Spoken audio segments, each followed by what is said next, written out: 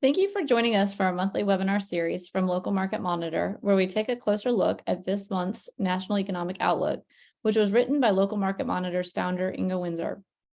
For those of you that don't know Ingo, he has been analyzing real estate markets for over 30 years and is a graduate of MIT and Boston University. He is not your typical economist and has a knack for taking complex data, extracting what is important, and providing unique insights and tangible guidance on real estate markets. So with that, I bring you Ingo and his insights on the economy. Thanks, Carolyn. Every month, we look at the latest economic data to see what they can tell us about the current state of real estate markets and where those might be headed. Our underlying premise is that you make better investment decisions when you have a better idea of the economic forces that affect supply and demand. We already know that the home price boom is over.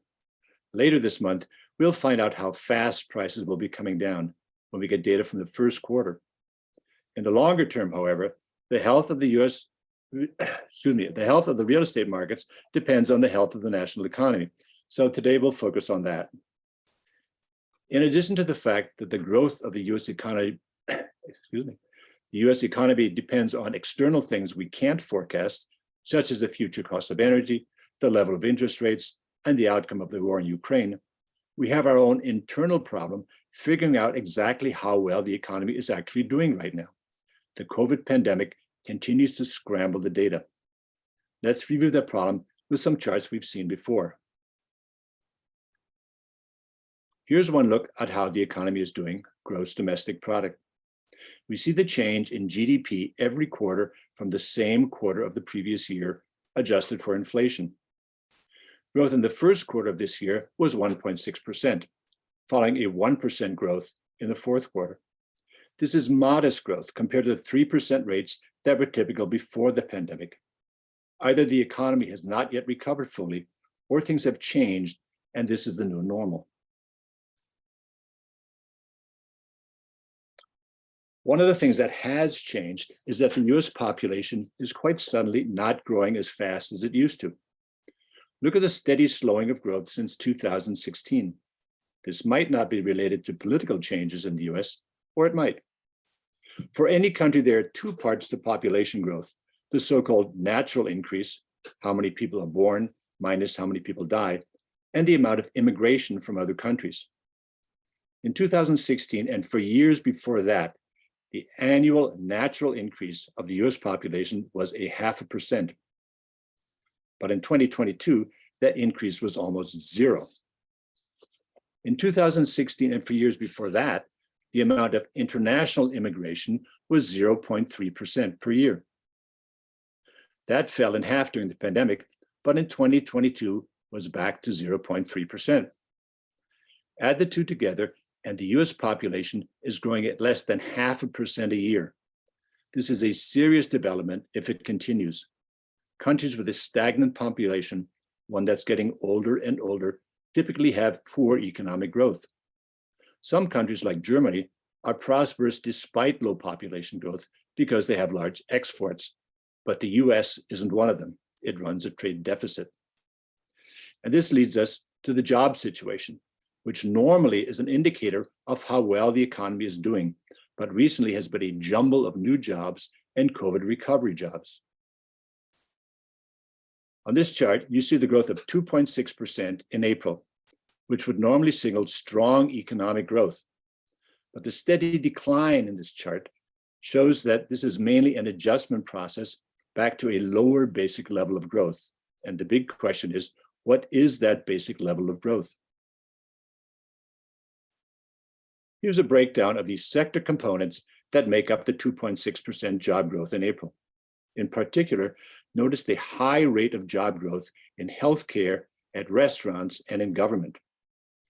These are sectors that in normal circumstances grow no faster than the population as a whole. They're basically services to individuals, and you don't need more of these services than there are individuals.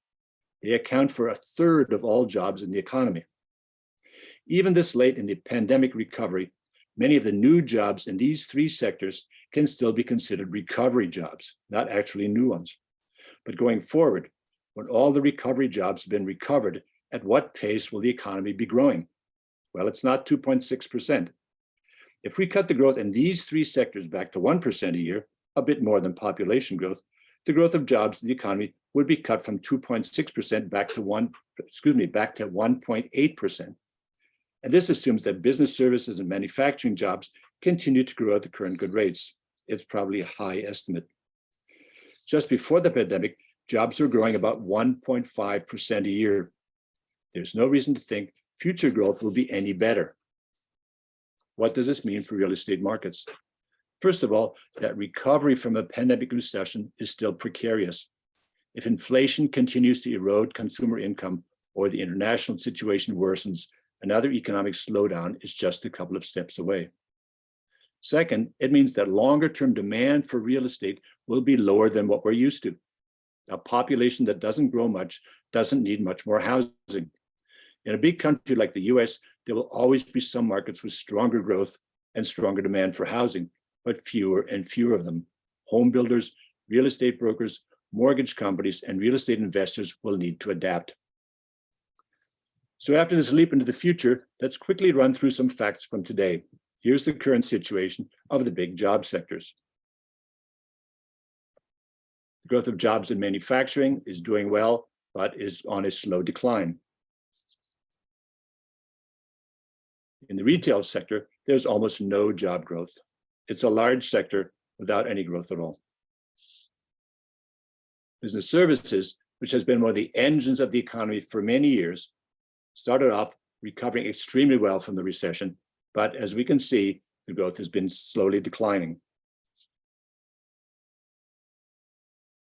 Here's healthcare,